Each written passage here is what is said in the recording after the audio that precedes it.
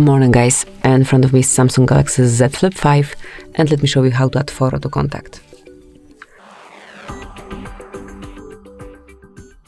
First of all, you have to open your phone dialer, go to contacts if you are not in this panel and select the contact that you want to personalize. Now click on Info, select Edit and tap on Camera at the top of the list as it is for your profile picture.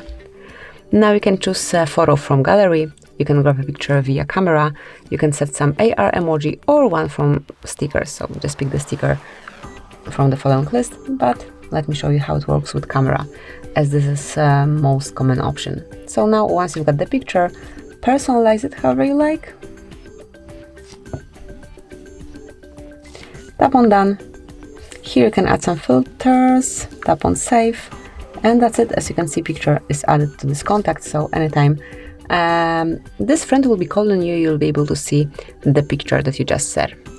Thank you for watching, please subscribe our channel and leave the thumbs up.